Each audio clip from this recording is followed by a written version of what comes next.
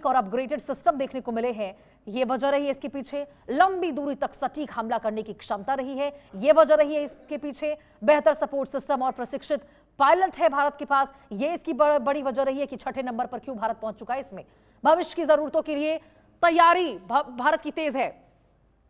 Colonel TP Tyagi ji, विदेश मामलों के जानकार, हमारे साथ ज्यादा जानकारी के साथ विषय पर बातचीत करने के लिए जुड़ चुके हैं। टीपी त्यागी जी, बहुत बहुत स्वागत है। क्या कहेंगे टीपी त्यागी जी? मतलब देखिए, एक वक्त था जब एक समय भारत सबसे ज्यादा हथियारों का खरीदार हुआ करता था, लेकिन अब जिस प्रकार से स्वदेशी हथियारों का जखीरा यहाँ पे भारत की ओर से विमानों का तैयार किया गया है, मतलब कोई तोड़ ही नहीं है। ये तो अब देखिए इसमें खुलासा भी हो गया है। बिल्कुल सही कह रही है रोशनी जी, आप बिल्कुल सही कह रही हैं। दरअसल में सदाकत हो तो खुद पे खुद चले आते हैं दिल खींचे, और हकीकत खुद को मनवा लेती है, मानी नहीं जाती। हमने नहीं कहा किसी से, किसने कहा? World directory of modern military aircraft, ये एक ऑर्गेनाइजेशन है जो हर साल रैंकिंग करता है कैपेबिलिटीज ऑफ द एयरफोर्स के ऊपर। इन्होंने 130 कंट्रीज को अपने स्पेक्ट्रम में लिया। उन 130 कंट्रीज में जब रैंकिंग की गई तो रैंकिंग के लिए इन्होंने एक सिस्टम तैयार किया जिसका नाम है ट्रूवल सिस्टम, TRUVL, ट्रूवल सिस्टम। उस सिस्टम में बहुत सारे पैरामीटर्स हैं, लेकिन तीन इंपॉर्टेंट पैरामीटर्स हैं। सबसे पहला टेक्नोलॉजिकल मॉडर्नाइजेशन, दूसरा लॉजिस्टिकल सपोर्ट, और तीसरा स्ट्राइक एंड डिफेंस कैपेबिलिटीज। यानी ये जो सिस्टम है ये केवल नंबर्स के ऊपर काम नहीं करता, ये इन तीन पैरामीटर्स के ऊपर और इसके अलावा पायलट की ट्रेनिंग और अन्य फैक्टर्स हैं जिनके ऊपर काम करता है। जब ये रैंकिंग की गई तो उसमें अमेरिका नंबर 1 पर आया, रशिया नंबर 2 पर आया, और हिंदुस्तान असलियत में आया तो नंबर 3 पे।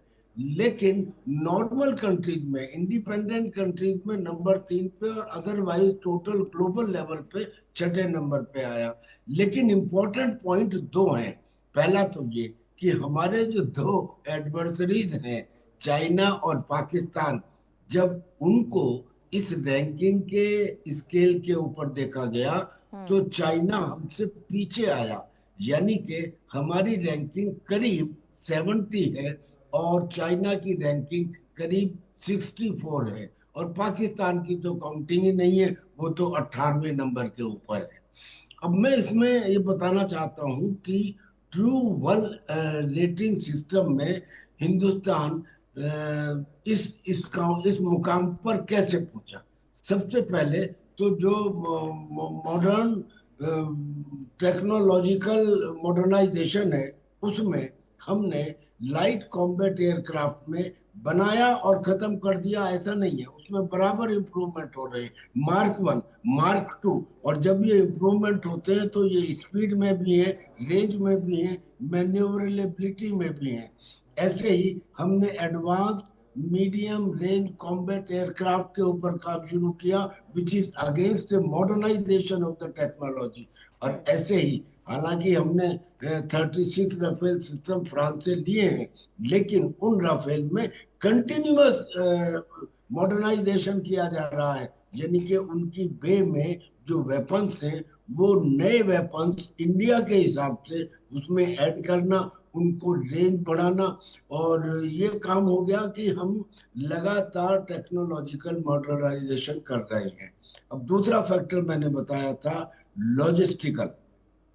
लॉजिस्टिकल में हिंदुस्तान ने दो काम बड़े स्पेशल किए। सबसे पहले तो हमारा integration with the civil resources, यानी कि केवल ऐसा नहीं है कि इंडियन एयरफोर्स ही है, बल्कि हमने एरो स्पेस इंडस्ट्रीज बनाई हैं अलग अलग एरिया में हिंदुस्तान के अंदर, वो स्थापित हैं।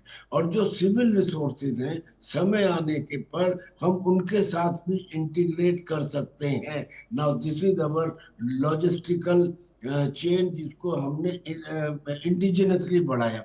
हमने इस लॉजिस्टिकल चेन को इंटरनेशनल लेवल पे भी बढ़ाया, यानी कि फॉरेन कंट्रीज के साथ भी बढ़ाया। आवश्यकता पड़ने पर हमने बाकायदा एग्रीमेंट्स किए हैं।